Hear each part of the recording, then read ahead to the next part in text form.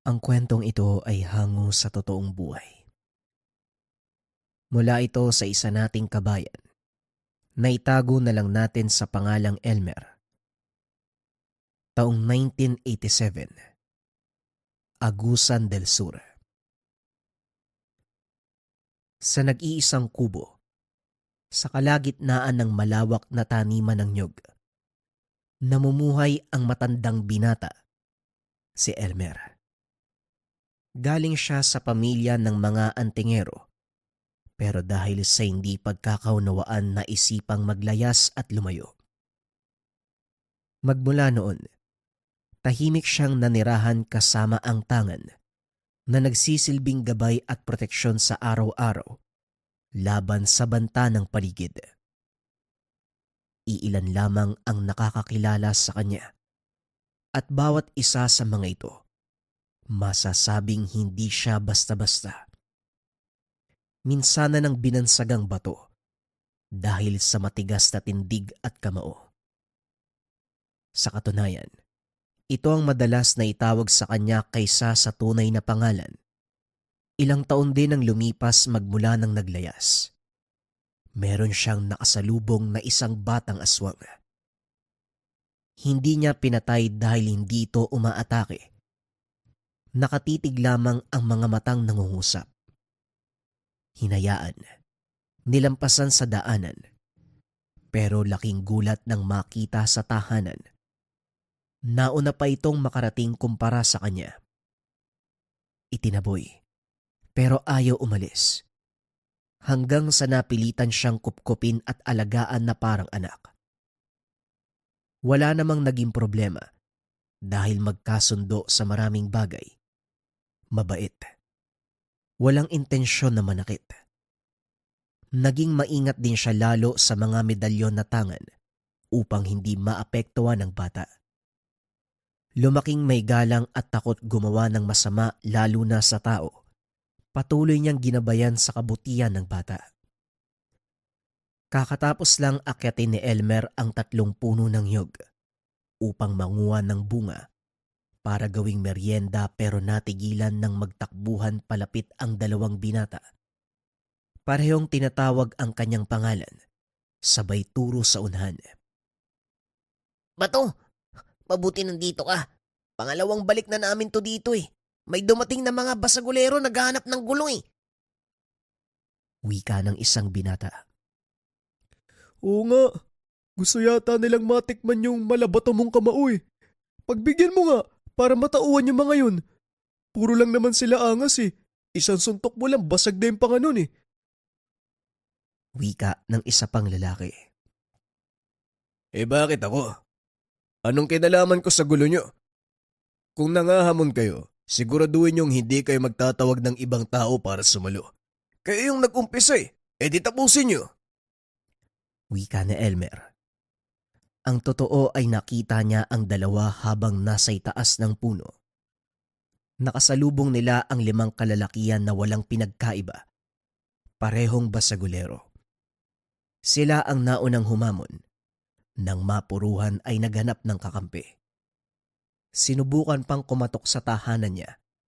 Pero dahil wala siya sa lugar, nagsitakbuhan na lamang at ngayon ay bumalik para muling humingi ng tulong. Hindi kami nagsimula. Sila nga ang nauna eh. Sinuntok ako kaya lumaban lang din. Sige na bato, pagbigyan mo na kami.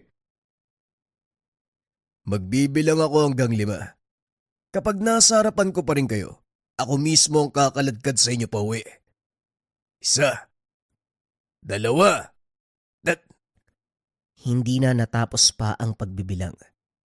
Wala na sa harapan ng 2. Natatarantang tumakbo. Lumis pa ng daan dahil sa takot na makasalubong ang hinamong grupo. Napailing na lamang siya. Ibinalik ang pansin sa pagbabalat ng buko. Pagkatapos magberyenda, naganda na para magtungo sa kakawyan upang makakuha ng panggatong na kanyang ibibenta sa pagawaan ng uling. Pagdating sa kabundukan, kagad siyang namutol. Makalipas ang ilang sandali ay napatigil dahil sa pag-alingasaw ng matinding amoy. Nang mapansing may paparating, kagad niyang hinanda ang itak. Tangka sana itong itataga nang makilala kung sino ang dumating. Tay, ako to si Mario. May nakita pala ako manok. Gusto ko sanang alagaan, pwede po ba? Tinitigan ni Elmer ang bata. May mansya ng dugo ang damit. Maging sa magkabilang kamay. Lalo na ang dibdib at bibig. Gusto sana niyang pagalitan kaso sa tuwing mapapatingin sa maamong mga mata, nawawala ang inis niya sa bata. Ay Mario, saan ka ba nagsususuot? Pagkagising ko wala ka na sa bahay ah. Anong kinain mo ngayon? Dalawang ibon po saka isang manok na ibon. Kinakabahan si Mario. Hindi magawang ayusin ang pananalita. Pero tay, nag-aantay po doon yung manok ko. Pwede ko po bang alagaan yun? Maliit pa siya eh. Papalakihin ko para makain. Hindi mo pa sinasagot ang tanong ko. Ikaw talaga. Hindi ka naman siguro tumikim ng tao. Magtanggal ka nga ng damit. Isuot mo tong sa akin. Baka pag-isipan ka pa na masama kung may makakita sa'yo eh. Tay, kinain ko po yung kambing ni Mang Lucio. Yung maliit. Hindi ko naman po sinasadya eh. Lumapit po kasi sa akin tapos ayun, kinain ko. Wika ni Mario. Nakahinga ng maluwag si Elmer. Kinabahan siya dahil sa pag-aakalang tao ang biniktima. Hayop lang pala. Pero pananagutan niya ito dahil alaga ni Mang Lucio. Ang matanda ang unang naging kaibigan sa lugar. Mabuti ang pakikitungo sa kanya at ama na rin ng turing. Matapos mapalitan ng damit si Mario, inalis ang dugo sa bibig at mga kamay. Gusto mo talaga mag-alaga ng sisiw? O sige, pagbibigyan kita. Pero kailangan mong alagaan ng mabuti. Kunin mo na at baka makatakas pa. Mauna ka na rin sa pag-uwi ha. Susunod ako pagkatapos ko dito. Tumango naman ang bata. Nagmamadaling binalikan ang sisiw na itinali sa halaman. Nakangiti pa ito habang kinakausap ang bagong alaga. Hinatid siya ng tanaw at nang mawala sa paningin ay binalikan na ang gawain. Kaunti na lamang ang pinutol ni Elmer. Matapos nun ay umuwi na siya ng tahanan. Pagkarating sa bahay, una niyang hinanap si Mario. Nasa likuran ng tahanan, tuwang-tuwa habang nilalaro ang sisiw. Hindi na lang din tinawag dahil naaaliw ang bata. Bumalik na lamang sa bakuran upang balatan ang naputol na mga kahoy. Kinakailangan itong gawin dahil hindi tinatanggap sa ulingan kapag merong pang balat. Sa kalagitnaan, napabuntong hininga nang makita ang mga tauhan ni Barag. Kagad niyang tinawag si Mario at sinabihang magtago. Uy Elmer, ang dami mong nakuhang kahoy ah. Namumutol ka na naman sa lupay ni Barag. Pinagsabihan ka na namin noon ah. Bawal ka nang manguha. Malapit mo nang maubos yung puno dun eh. Pero ang tigas talaga ng mukha mo ah. Alam mo na siguro kung anong pinunta namin dito. Hoy Lina, pakisabi sa amo mo, bawas-bawasan yung ugali niya na pagiging maangkin. Walang kahit sinong nagmamay-ari ng kabundukan. Ubusin ko man ang lahat ng puno dun. Wala siyang pakialam dahil hindi naman sa kanya yon.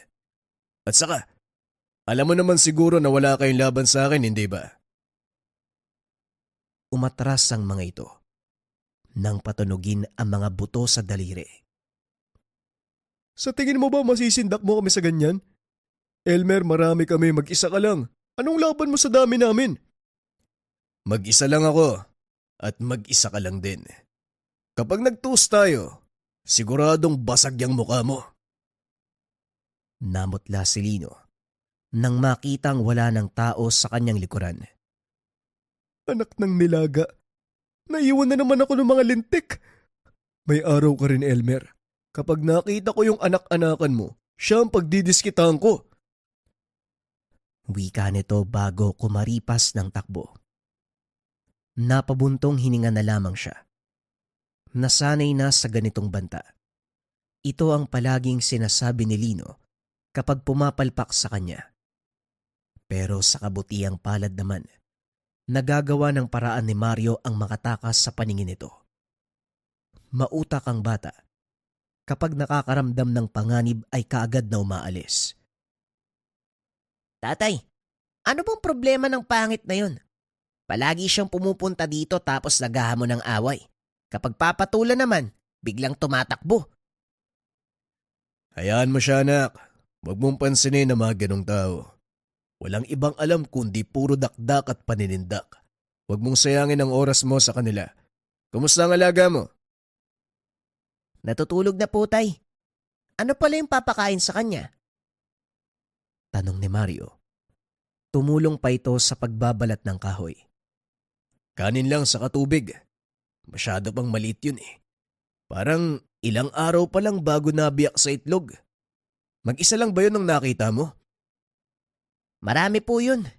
Kaso kinain ko eh. Siya lang po yung naiwan kasi malikot. Naisip ko na lang pong alagaan. Yung nanay niya kinain ko din. Pati yung tatay siguro. Nakain ko na. Naku kang bata ka, buong pamilya yung dinali mo. Pinapaalalahanan kita ha. Ang pwede mong biktimahin ng mga hayop, yung mga galalang, yung walang nagmamay-ari. Kapag merong nagmamay-ari, kasalanan ang ginawa mo. At yung isa pang paalala ko, ano nga ba uli yun? Oo tay, yung susunod. Bawal tumikim ng dugo at laman ng tao. Huwag sumalakay ng mga tao. Napangiti na lang si Elmer sa sinabi ng anak. Hindi may tatanggi ang katangian nito. Kaya sinusubukan niyang palakihin sa pamamaraan ng mga tao. Araw-araw pinapaalalahanan upang hindi gumawa ng bagay na pagsisisihan. Nakikinig naman ito. Sumusunod sa bawat bilin. 8 taong gulang pa lamang si Mario, pero makikitaan na ng pambihirang lakas bilang aswang. Hindi pa man nasisilayan ang pagbabagong anyo, pero ang kakayahan ay lumilitaw na. Hindi niya rin pinagkakaitan lalo na sa pagkain. Nilalaanan ng manok, baboy o baka, at kung ano pang karne na mabibili sa palengke at katayan. Kumakain naman ito ng iba pang potahe, subalit kailangan pa rin ang nabanggit. 3 beses sa isang linggo kung painumin ng dugo ng mga hayop. Napaparami sa tuwing nauuhaw.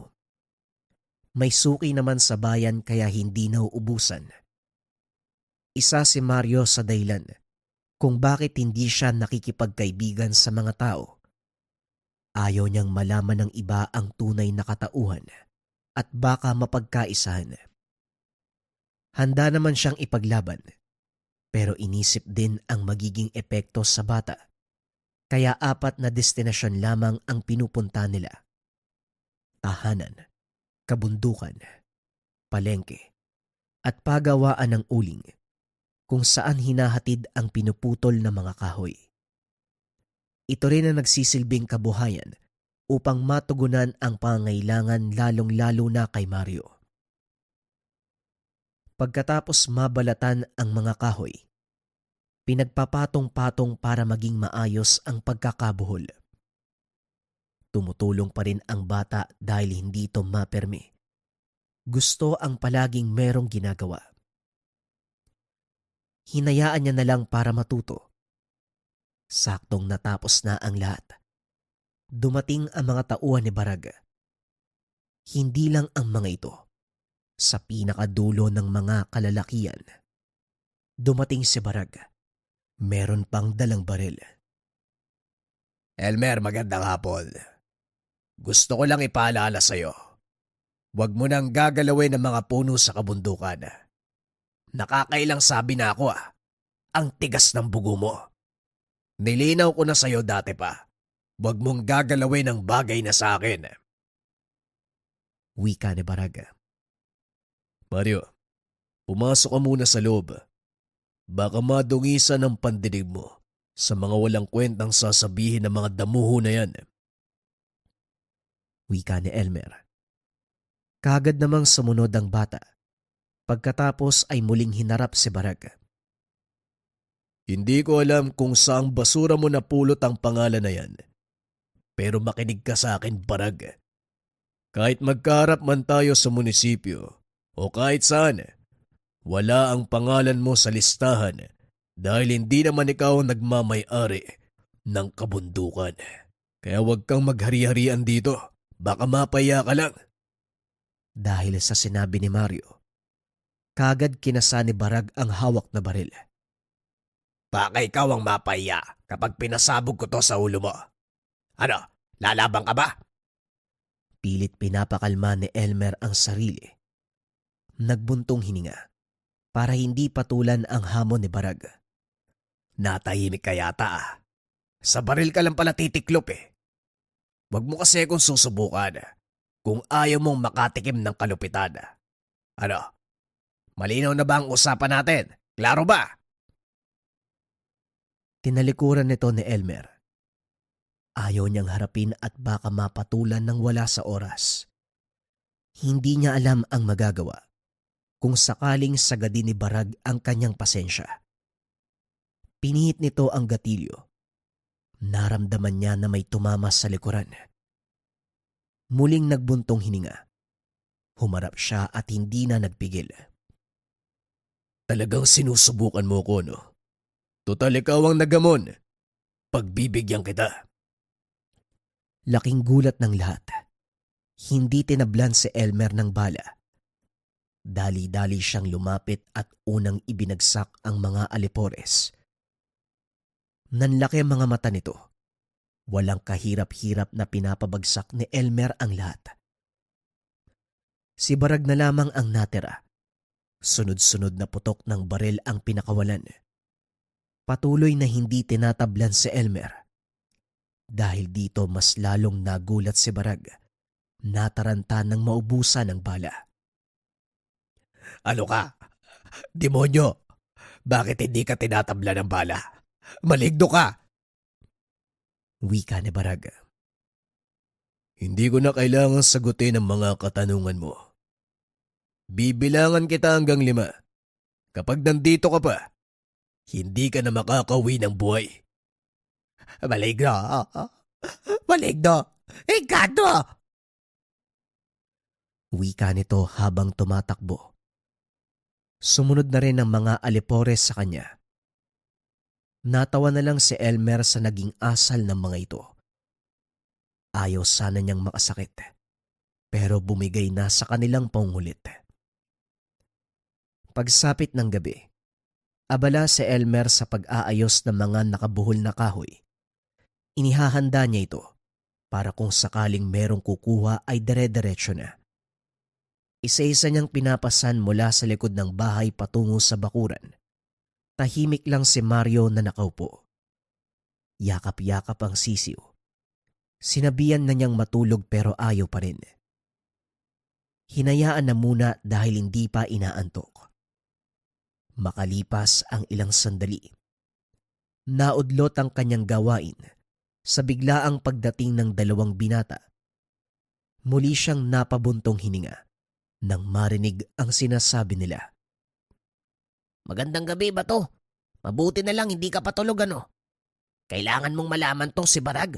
Nagpapakalat ng istorya na maligno ka raw kasi hindi ka tinatabla ng bala. Nandun siya sa mga bahay, nagkakalat na impormasyon. Sinasakyan niya ng iba yung kwento niya eh. Bukas daw, pupunta sila dito para alamin ang katotohanan na hindi ka tinatabla ng bala. Bato, alam naming malabakal yung kamao mo pero totoo ba yun? Imposible naman na hindi ka tatabla ng bala. Hoy kayong dalawa, 10 oras na ng gabi nasa labas pa kayo. Yan lang ba yung pinunta nyo dito? Umalis na nga kayo. Bato, babaliwalain mo lang ba yung sinabi ko? Pupuntahan ka nila bukas. Natatakot kami. Ayaw mo sa maraming tao, di ba? Seryoso pa naman sila. Susubukan ka nila. Salamat sa pagpapaalala. Wala kayong dapat ipag-alala. Kaya ko silang harapin. Ako nang bahala sa mangyayari. Nangulit pa ang dalawa. Pero nagsimula na siyang magbilang, kaya tumakbo na ang mga ito. Nagmadali na si Elmer sa paghakot ng kahoy upang makapagpahinga at makaiwas sa mga taong paparating. Ang sabi bukas pa. Pero nandito na ang mga ulupong. Sana pala, pinatahimik ko na ang hayop. Wika ni Elmer, habang sinisilip ang ilang kababaryo na nasa harapan ng bahay. Naroon din si Barag, maging ang mga alipores. Napapangiwi pa sa sakit na dulot ng ginawa niya kanina. Ilang ulit silang tumawag, kumatok sa pintuan, pero wala siyang balak na sumagot. Nakatayo lang siya sa harapan ng bintana, habang si Mario naman nananahimik lang sa sulok. Dahil hindi siya sumasagot, ang mga nakailerang kahoy ang binalingan. Unti-unting namuo ang galit ni Elmer dahil maayos na sana ang pagkakapwesto nito. Tayang sama nila. Gusto mo po bang pakitaan ko yan? Tatakutin ko po para umalis na. Ginugulo tayo eh. Wika ni Mario. Kagad siyang umiling bilang sagot. Hinayaan lamang niya ang mga tao na sirain ang bakuran. Tinanggalan ng tali ang mga kahoy. Sinira pa ang iilang bahagi ng bakod. Wala naman pala yung lalaking yan eh. Sabi mo hindi tinatabla ng bala. Bakit tayo magpakita? Duwag yata yan eh. Siguradong nandyan yan sa loob. Baka naduwag nga. Sige lang Elmer, magtago ka. Diyan ka naman magaling eh. Hindi tinatabla ng bala. Takot naman humarap sa maraming tao. Umuwi na tayo. Nagsasayang lang tayo ng oras. Tiklop naman palang isang yan eh. Masama lang ang tingin ni Elmer sa kanila. Naririndi siya sa malalakas na tawanan. Kung hindi lang niya pinoprotektahan si Mario, malamang pinatulan niya ang mga ito. Sige na Mario anak, matulog na tayo. Huwag mo nang pansinin ang mga nangyari ngayon. Sadyang gusto lang nila mambulabog. Kaya po ba ayaw niyong makipagkaibigan sa kanila? Ako rin po ayaw ko silang kaibigan. Mga masamang tao. Wika ni Mario. Ngumiti na lamang si Elmer. Tinabihan sa pagtulog ang anak-anakan. Kinabukasan, maaga siyang bumangon para ayusin ang mga kahoy. Panay na lamang ang kanyang pag-iling sa nangyari. Pagkatapos pumasok na siya ng tahanan para makapag-agahan. Una niyang hinanda ang pagkain ni Mario. Karne at dugo ng baboy. Sa sandaling maamoy ito ng bata, kaagad siyang lumalapit sa mesa. Nakangiti pa habang pinapanood siyang hinihiwa ang karne. Nakatulog ka ba ng maayos? Nga pala, ubusin mo to ngayon ha. Dahil mamaya pupunta tayo ng palengke. Sana naman malaki yung kitain natin para makabili tayo ng kakailanganin. Sige na, kumain ka na. Ihintayin ko lang kumulo yung tubig. Magkakape ako. Iniwan niya sa lamesa ang bata. Nagtungo sa lutuan upang maasikaso ang pag-iinit ng tubig. Bago pa man ito kumulo, napalingon siya nang marinig ang boses ni Mang Lucio. Kagad pang nagtago si Mario dahil naisip ang ginawa sa alaga nitong kambing. Magandang umaga po, Mang Lucio.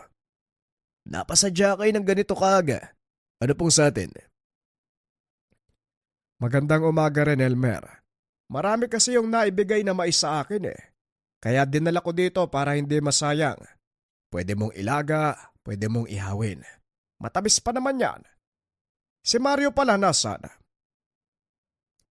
Nasa loob po kumakain. May ginawa po siya sa kambing niyo kahapon. Pasensya na ho kayo, Mang Lucio ha. Kapag naibenta ko yung mga kahoy, babayaran po kita. Magkano ho pala? Nako, alam ko na ang ginawa ni Mario sa kambing ko. Ang totoo niyan, kakapanganak lang nun eh. Inaantay ko na lang na mawalan ng hininga para mailibing. Malamig na kasi yung kalahati ng katawan tapos nanghihina na. Tinignan ng kapitbahay ko, ang sabi hindi natatagal. Walang problema yon. Hindi ko na rin naman na mapapakinabangan eh. At saka si Mario naman yan, wag mo nang isipin. Alam mo naman parang apo na ang turing ko sa batang yan. Mario, halika nga, magbano ka. Mabuti naman po kung ganun. Maraming salamat po, Mang Lucio ah. Tuloy po pala kayo. Pumasok si Mang Lucio. Naupo sa pagkainan. Lumabas sa pagkakatago si Mario at nagmano. Pero Elmer, maiba ko ah. Hindi na pwedeng hahayaan mong lumabas ng mag-isa ang bata. Kahapon abot langit yung kaba ko. Kamunti ka nang mahuli ng ibang tao eh. Mabuti na lang, nagawa kong ilayo yung mga dadaan.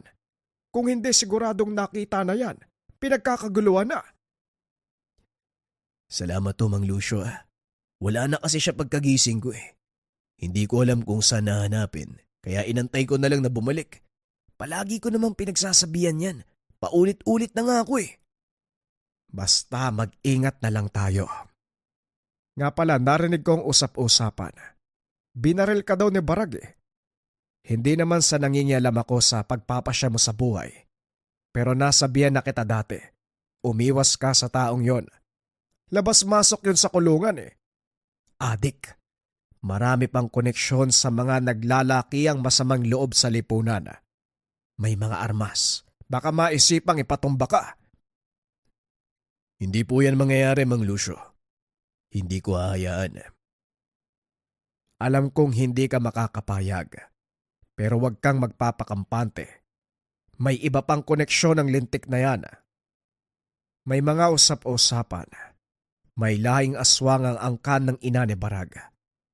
Ayaw ko sanang paniwalaan kasi hindi naman siya aswang. Pero noong minsang nakasalamuha ko ang kapatid sa ina, masasabi kong may lahi nga. Halatang halata eh. Alam ko rin naman na kaya mong tabatan ng ganitong klase ng nilalang. Pero ang sakin lang, Elmer, baka traidorin ka ng pagkakataon at sila ang manaig. Nag-aalala ko para sa'yo ha. Sana naiintindihan mo ko. Napaisip siya sa sinabi ng matanda. Hindi inasahan na ganong klase ng tao si Barag. Ang buong akala, isa lamang itong taong nag-aastang siga. Naintindihan na rin niya kung bakit ganito ang ugali. Marami palang pwedeng tawagin kung sakaling maipit. Sa kabilang banda, hindi siya nabahala. Salip ay natutuwa dahil nasasabik na magkaroon ng kaaway na aswang. Maraming taon na ang nakalipas, magmula ng huling panunugis. Matapos kasing maglayas ay natigil. May mga napapadaan naman sa kanyang lugar, pero hindi naman nang bibiktima, kaya hindi na siya nag-aabala. Ngunit ngayon, kakaibang pakiramdam ang dulot sa kanya. Parang hindi na makapag-intay na mapasabak muli sa labanan. Sana nga tawagin ni Barag ang kalahi niya, yung mga halimaw, para meron akong pagkakabalahan. Wika ni Elmer sabay ngiti. Alam ko yung ngiti na yan ha, Elmer. Huwag kang maging pasaway. Nako, Diyos ko, makinig ka. Ilang sandali ang lumipas. Dumating ang kukuha ng mga kahoy sa tahanan. Isinama niya si Mario dahil hindi pwedeng maiwan sa bahay. Walang magbabantay. At baka biglang sumulpot ang mga alipores ni Barag. Pagkatapos sila sa ulingan, dumiretso sila sa palengke. Bago pumunta sa tindahan ng karne, kinausap muna si Mario. Mario, papasok tayo sa bilihan ng karne. Sana magpigil ka ha. Huwag ipakitang natatakam. Naiintindihan mo ba? Bawal malaman ng ibang tao kung anong meron sa'yo. Sasaktan ka nila. Gusto mo ba yun? Umiling ang bata. Kinarga niya ito at nagtungo sila sa tindahan. Nakinig naman si Mario. Siya na lang din ang naawa dahil damang-dama ang pagpipigil nito. Umiiwas na tignan, isinubsob na lamang ang mukha sa kanyang balikat. Sabay pikit ng mata para hindi makita ang nakapaligid na karne. Binilisan na lamang ni Elmer ang pagbili upang makaalis na doon sa lugar. Pasensya ka na anak ha. Kailangan mo kasing gawin yun para maging ligtas ka. Hayaan mo. May nabili naman tayong karne, dugo sa kabituka. Tamang-tama para sa tanghalian at hapunan mo mamaya. Bumili na lang din tayo ng gulay at bigas. Halika. Pagkatapos makapamili ay umuwi na sila. Saktong nailapag ang mga bitbit.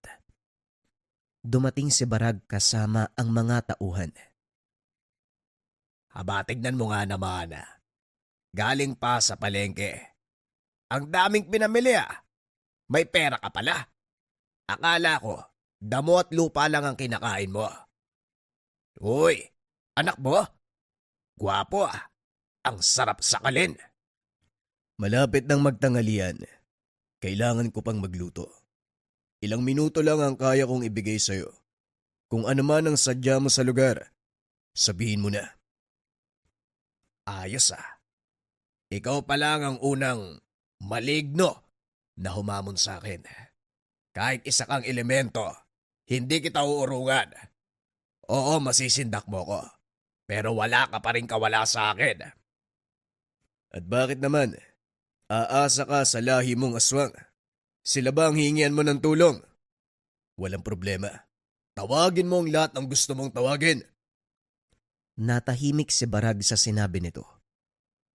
Hindi niya inaasahan na malalaman ang kanyang lihim.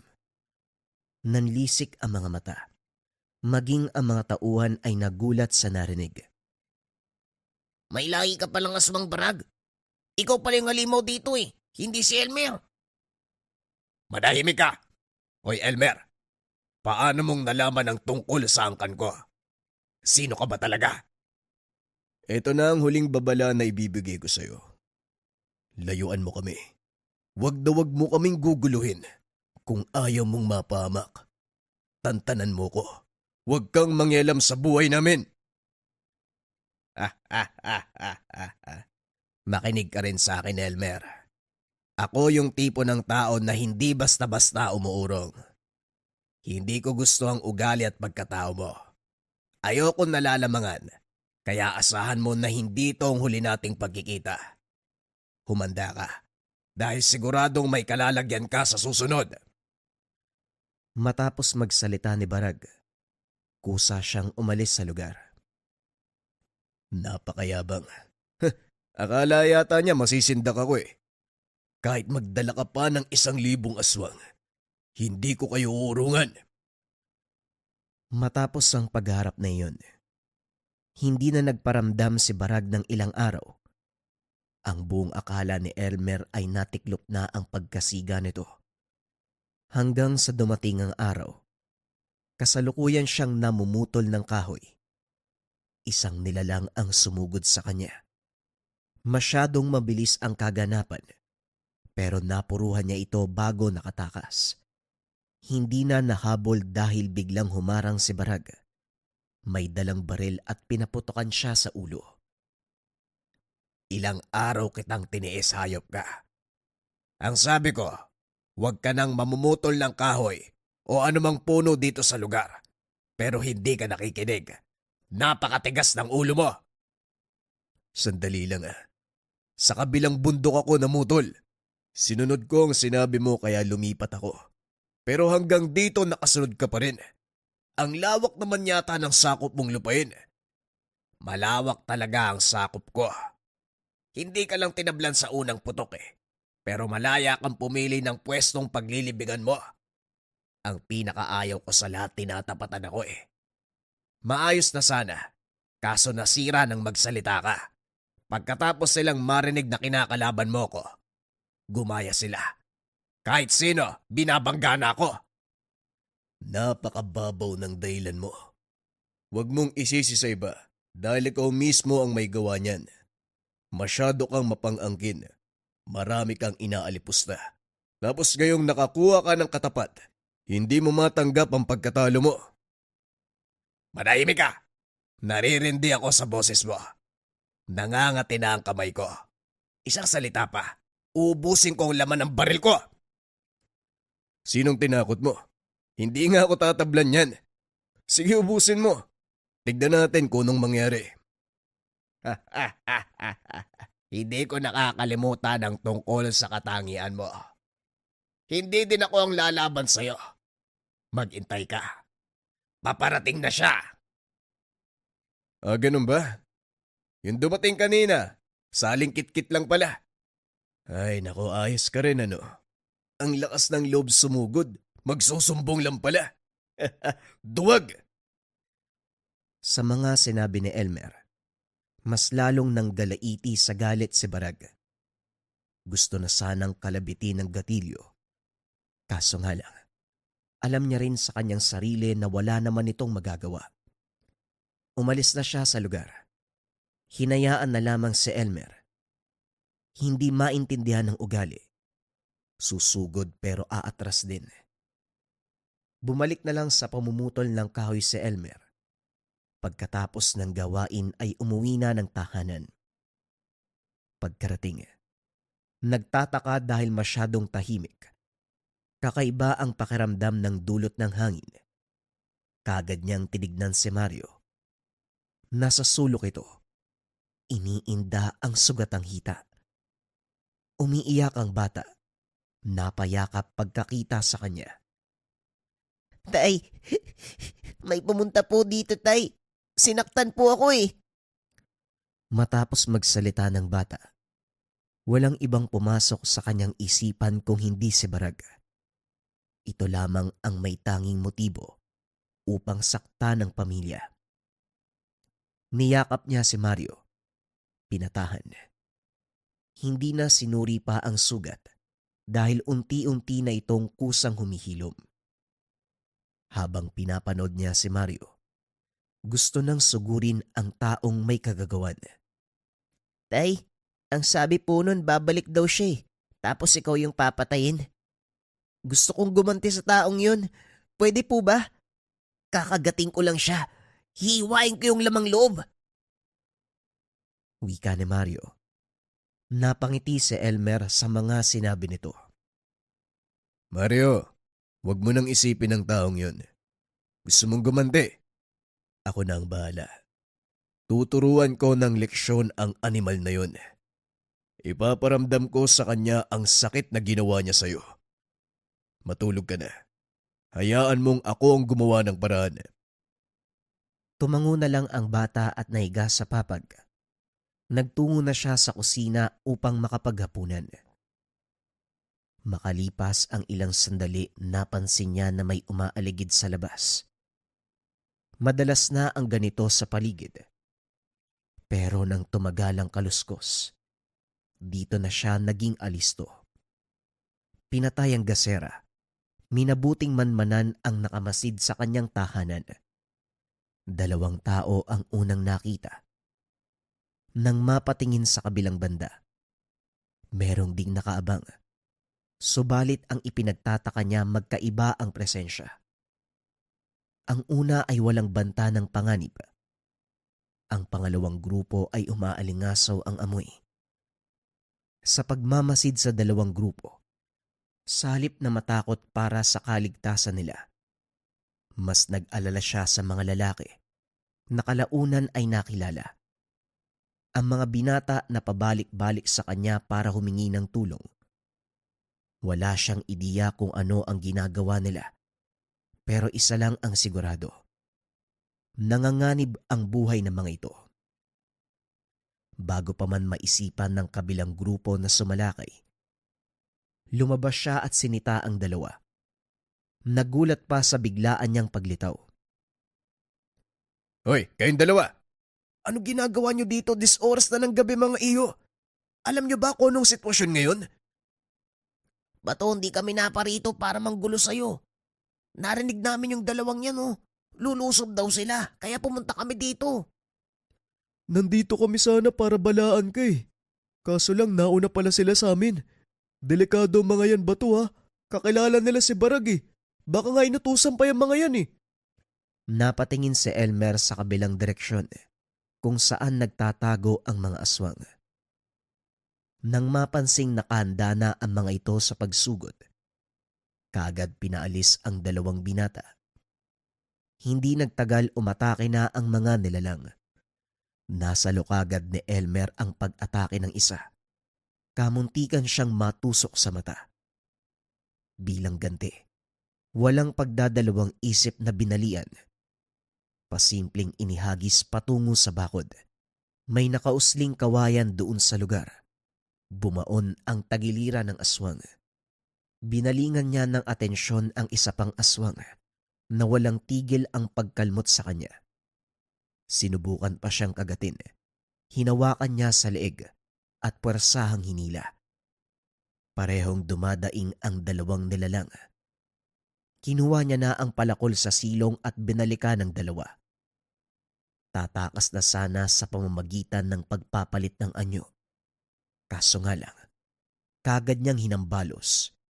Bumulagta ang dalawang nilalang. Ay nako, si Barag bang nag-utos sa inyo? Hindi talaga nadadala yung pangit na yan, oh. Hoy, kung may kasama man kayo, yung mga nagtatago dyan, pakisabihan nga yung amo nyo, magpadala ng malakas. Hindi itong mga pipitsugi. Ang hihina nyo. Hindi kayo napalaki ng maayos. Wika ni Elmer. Muli niyang hinambalos ang isa. Halos maputol na ang paa nito. Ilang sandali pa. Nagbalik sila sa anyong tao. Nakayuko lang sila at hindi makatingin ng diretsyo. Susugod-sugod kayo tapos mahihiya kayo ng ganyan. Dapat nga makapal yung mukha ninyo eh. O siya, siguro naman sapat na ang binigay kong pinsala sa katawan nyo para magtanda. Umalis na kayo bago ko pa maisipang makapatay. Swerte kayo eh. Si Barag lang ang gusto kong puruan. Sige na, alis! Wika ni Elmer. Gusto lang niyang bigyan ng parusa ang mga nilalang. Si Barag lamang ang may atraso sa kanya. Isa rin sa mga dahilan kung bakit hindi tinuluyan. Paparating na si Mang Lucio. Ayaw na may makakita ng pagpuksa niya sa mga halimaw. Pagkalapit ng matanda, pasimple siyang bumate na parang walang nangyari. Magandang gabi, Mang Lucio. Malalim na ho ang gabi ah. Ano pang pinunta nyo rito? May matutulong ba ako? Nagbuntong hininga ang matanda bago sumagot. Nagpapaiwatig na alam niya ang pangyayari. Elmer, hindi naman sa nangingialam ako ha. Pero napapadalas na yata ang alitan nyo ni Barag. Nagpapadala pa ng tauhan dito para guluhin kayo. Sinabihan na kita nung una. Iwasan mo yung taong yon. Manong Lucio, tinatapatan ko lang si Barag. Kailangan niyang maturuan ng leksyon eh. Hindi maganda ang ugali niya. Kinakamkam niya ang buong kagubatan kahit wala namang nagmamay-ari dito. Katulad mo rin siya. Namumutol ng kahoy para ibenta sa ulingan. Ang mali lang, ang ugali niyang mapang-angkin. Kaya nga iniiwasan siya ng mga tao sa atin eh. Natatakot dahil mabilis ang kanyang kamay para magparusa, nananakit ng ibang tao. Pero ngayon mas lalo siyang nanggagalaite dahil may lumalaban na. Ikaw ang sinisisi. Sinimulan mo daw eh, kaya gumaya na ang iba. Mabuti ang ganon, Mang Lucio, para matauhan siya. Masyado nang namimihasa ang isang yan eh. Kung pwede ko lang patayin yun, matagal ko nang ginawa eh. Yang ka na naman.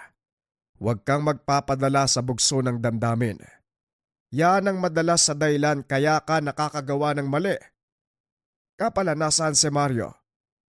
Yung mga binata kasi nagtungo sa bahay. Pinaliwanag sa akin ang nangyari dito. Elmer, siguraduhin mo lang talaga na hindi kayo mapapahamak. Tignan mo, may ibang tao nang nag-aalala sa inyo. Dati ako lang, ngayon nadagdagan na. Napangiti si Elmer sa sinabi nito. Pinatuloy niya ang matanda sa tahanan dahil masyado ng gabi. Akala niya, Doon na nagtatapos ang kaguluhan. Pero may dumating pa. Sa pagkakataong iyon, si Barag na mismo ang humarap sa kanya. Hoy Elmer, lumabas ka dyan. Kung sa tingin mo ikaw ang pinakamagaling. Halika, mag-toast tayong dalawa. Wika ni Barag. Hinahampas niya ang bakod hanggang sa magiba. Elmer, hayaan mong ako ang kumausap sa kanya. Dito ka lang sa loob. Huwag mo nang dagdagan pa ang gulo na nangyari ngayong gabi. Awat na muna. Hinayaan niya si Mang Lucio na kausapin si Barag. Kaso nga lang hindi to nakinig sa matanda.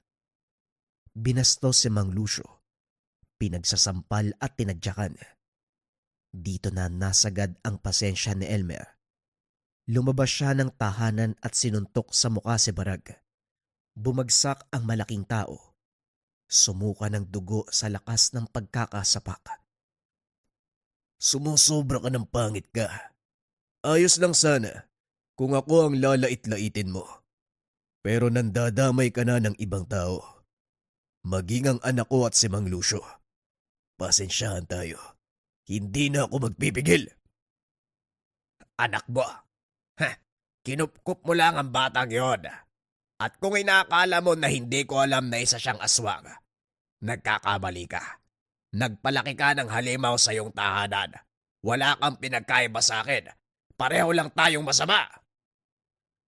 Wika ni Barag. Nilapitan siya ni Elmer at walang tigil na pinagsusuntok. Halos maubos na ang ngipin niya. Maraming dugo ang lumabas. Kung hinayaan siya ni Mang Lucio, siguradong patay na si Barag. Tama na, Elmer. Itigil mo na yan. Huwag ka nang gumaya sa mga animal. Wika ng matanda. Hinihila siya palayo. Huminga ng malalim si Elmer para pakalmahin ang sarili. Si Barag sa kabilang banda, kahit nangihina, sinikap na makatayo at makapagsalita. Pwede mo akong mabugbog. Tignan natin kung matakasan mo. Kung ang kamatayan mismo ang makakalaban mo. Wika na Barag.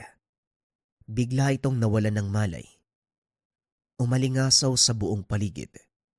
Sinundan ng paglitaw ng isang nilalang. Pinapasok niya sa bahay si Mang Lucio upang hindi madamay.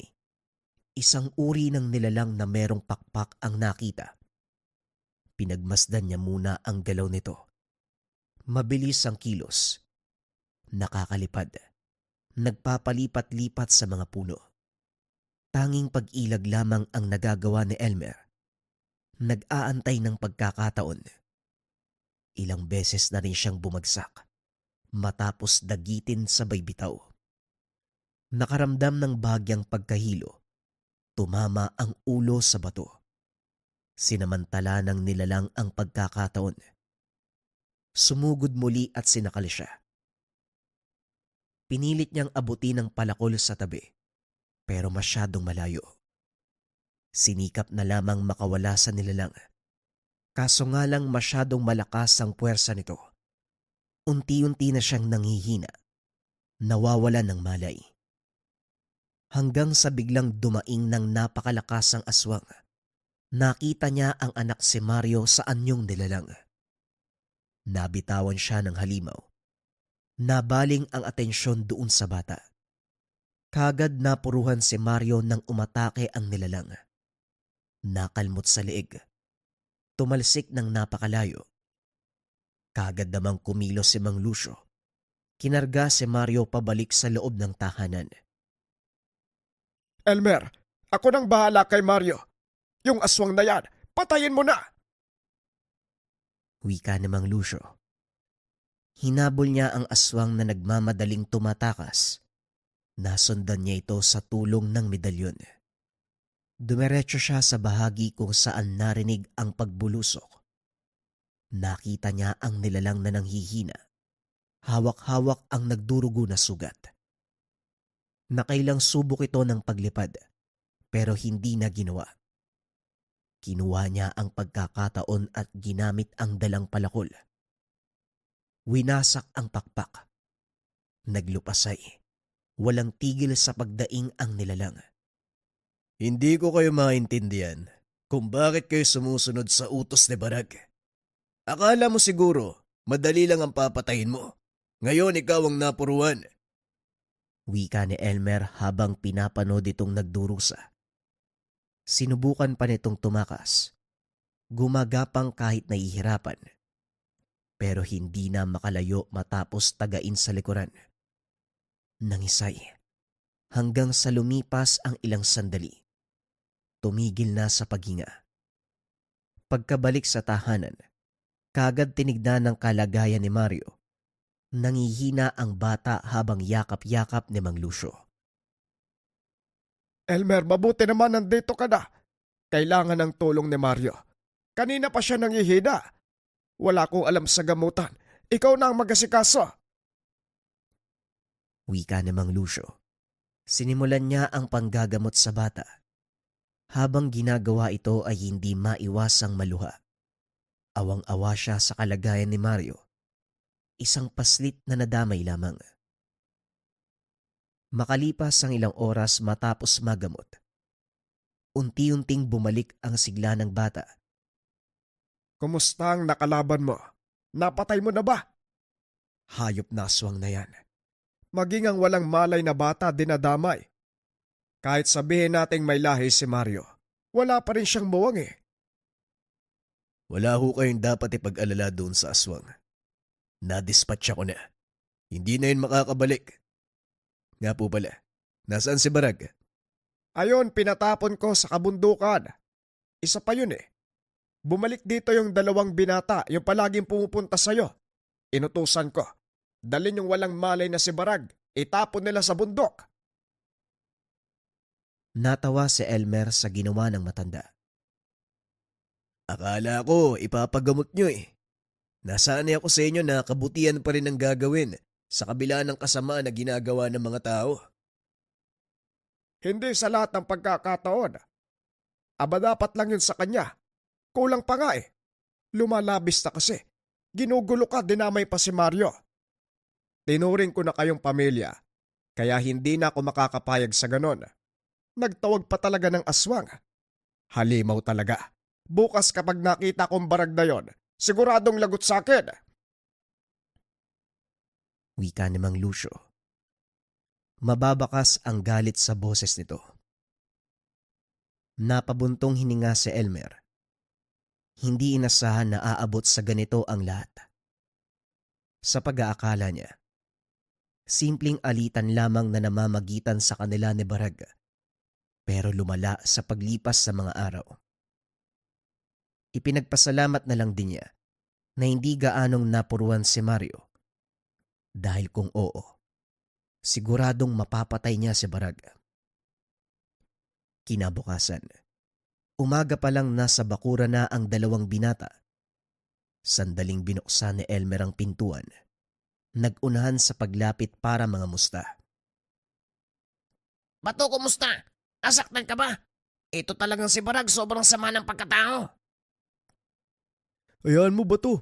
Dinala namin sa bundok. Binugbog pa nga namin tas iniwan namin eh. Ewan ko lang kung magising pa yun. Ayos lang ako. Salamat sa pag-aalala. Pero magmula ngayon, atupagin nyo na ang inyong sarili. Tignan nyo, ilang araw na ba kayong hindi nakakaligo?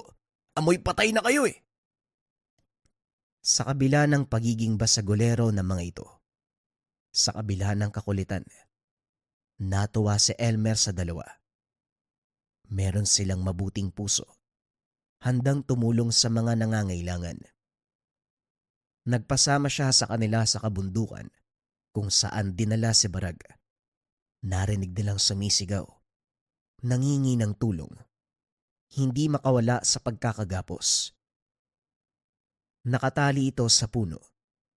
Bago pa man makapagsalita, sinuntok niya ang muka. Hindi na nais pang marinig ang boses, kaya pinatahimik na lamang. Inutusan niya ang dalawa na pumunta sa tahanan nito para ibalita sa kasama ang nangyari. Ang mga sunod-sunuran ng kumuha. Nagdadalawang isip pang lumapit dahil natatakot sa kanya. Binalaan na rin. Maging si Barag na kapag umulit, hindi na papalampasin. Mas malala ang aabutin. Naging epektibo naman ng kanyang banta. Dahil sila na mismo ang umiwas, natuto na sa pangyayari. Pagkatapos mairesolba ang problema kay Barag, ibinuhos ni Elmer ang atensyon sa pag-aalaga kay Mario. Sa paglipas ng mga buwan, habang lumalaki at lumalakas ang katauhan, kinakailangan nito ng gabay.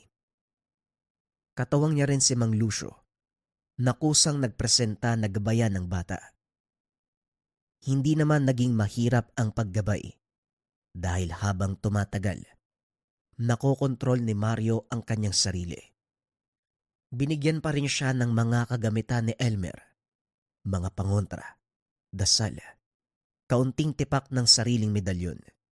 Sinubukan nila ang lahat ng ito. Pinag-aralan kung paanong mapapakalma ang katangian ni Mario. Sa awa ng Diyos, lahat ng ginawa nila ay umubra.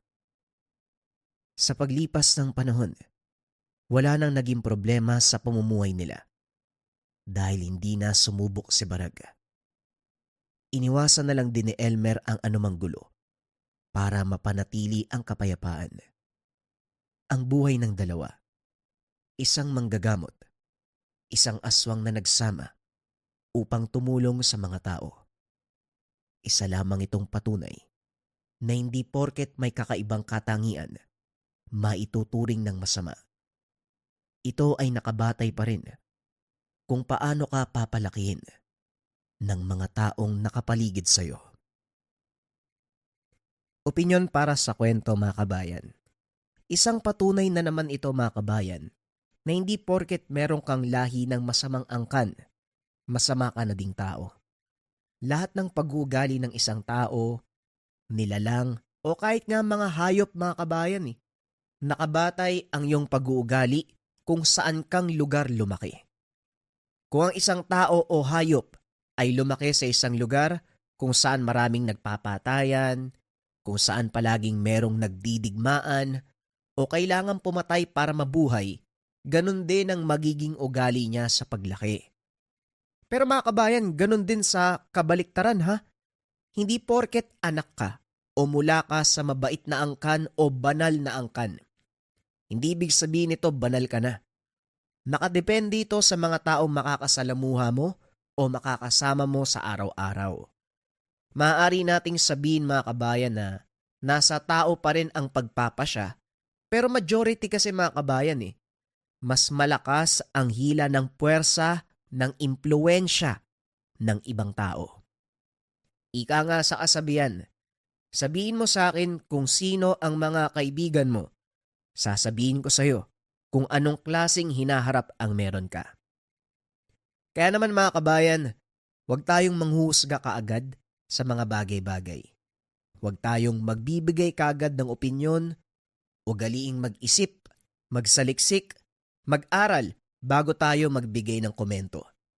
At higit sa lahat, mga kabayan, huwag magpapadala sa bugso ng damdamin sa pagkilatis at pagbibigay ng pasya.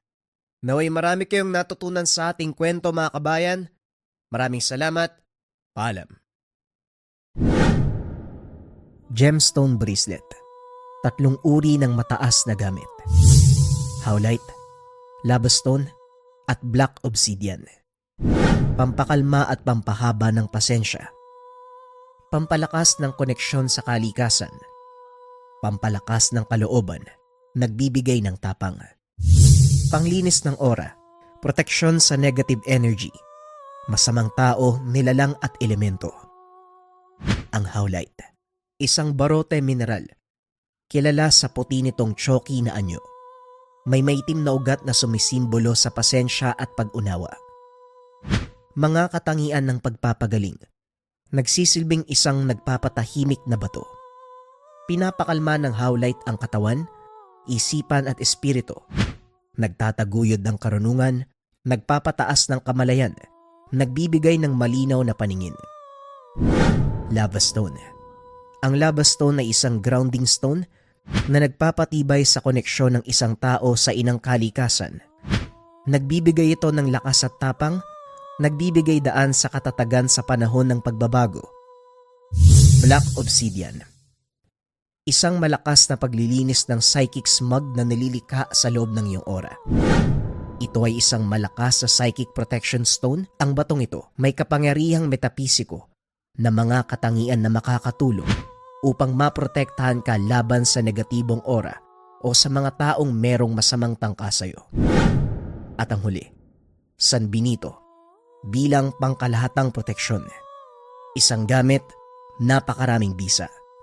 Sa mga interesado mga kabayan, isearch lang ang shop ng Likha Merchandise.